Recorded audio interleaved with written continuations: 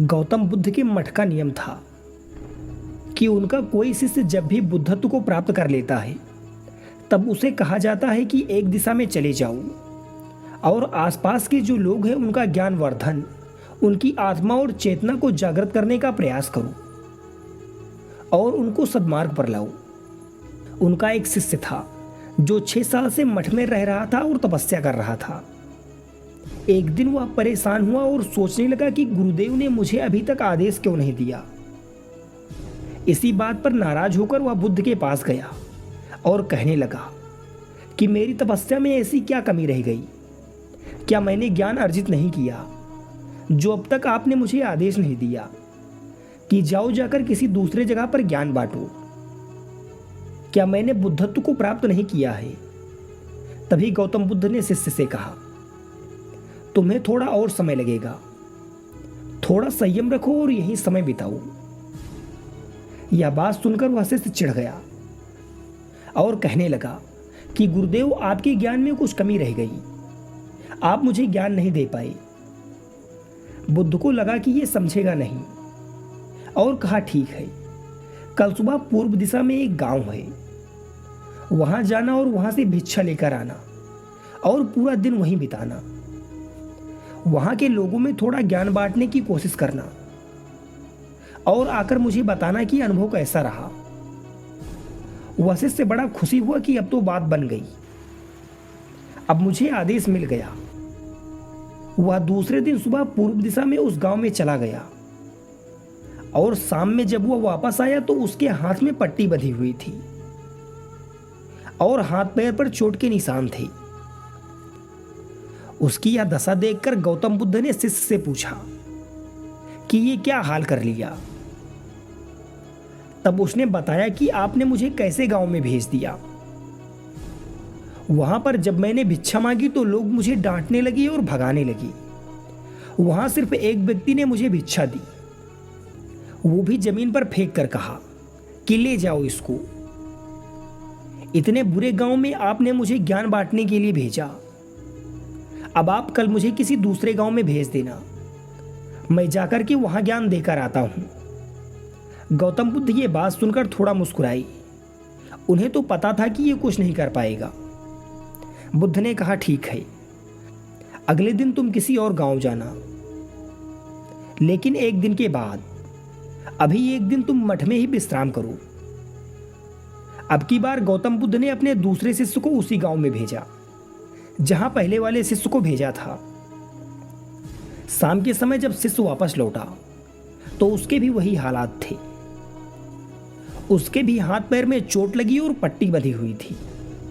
गौतम बुद्ध ने पहले वाले शिष्य के सामने दूसरे शिष्य से पूछा कि तुम्हारे साथ क्या हुआ था? तब शिष्य ने कहा कि आपने मुझे जिस गांव में भेजा था वहां के लोग बड़े भोले भाले हैं, भिक्षा नहीं दे रहे थे। एक व्यक्ति ने तो मुझे जमीन पर फेंक कर भिक्षा दी और मैंने उसे स्वीकार कर लिया और उसे आशीर्वाद दिया कि तुम्हारा कल्याण हो। तो वह व्यक्ति चौंक गया और कहने लगा कि आप गजब के इंसान हो, मैंने आपको जमीन पर फेंक कर भिक्षा दी और आप मेरा कल्याण चाहते हो।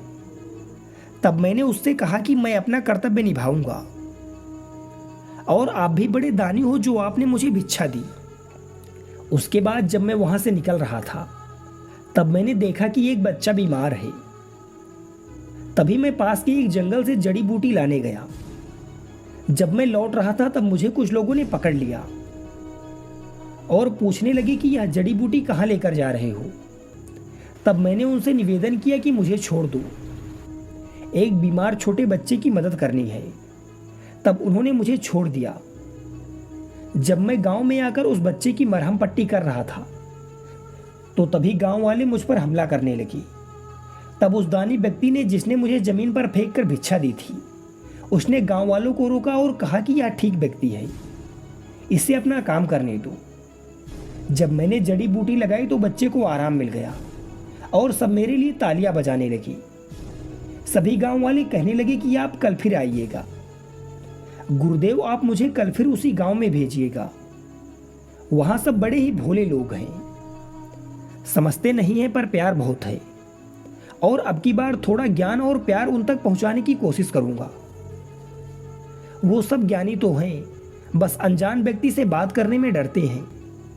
वो जो पहला शिष्य था जो एक दिन पहले उस गांव में गया था, वह बैठकर यह सब सुन रहा था और समझ रहा था। तब वह बुद्ध के चरणों में गिर पड़ा और बोला कि गुरुदेव, मुझ तुच्छ प्राणी को क्षमा करें, कमी तो मुझ में ही थी। आपने तो ज्ञान बहुत सारा दिया, लेकिन मैं उसे आचरण में नहीं ढाल पाया और मैंने अहंकार को ऊपर रखा, जिससे गांव के लोगों को पहचान नहीं पाया और मार खाकर चला आया। और मार तो इन्होंने भी खाई, लेकिन इनका अहंकार मिट चुका है और यह समझ चुके हैं कि वह लोग भोले भाले हैं और हमें उनसे अलग तरीके से व्यवहार करना होगा और ज्ञान को आचरण में ढालकर उन तक पहुंचाना होगा।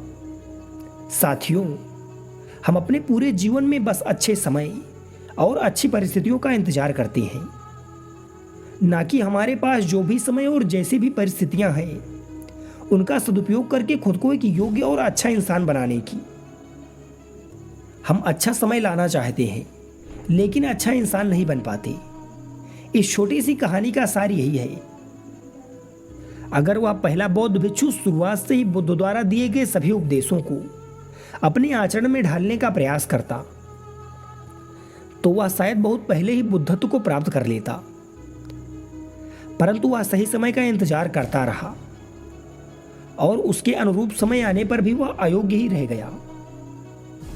अगर आप भी इस बात पर विचार करें तो आपने भी अपने दैनिक जीवन में ऐसे बहुत से लोगों को देखा होगा जो अपने किसी लक्ष्य या कार्य के लिए विशेष समय का इंतजार करते हैं, लेकिन उस समय के आने पर भी वे उसके अनुरूप प्रदर्शन नहीं कर पाते और असफल हो जाते हैं।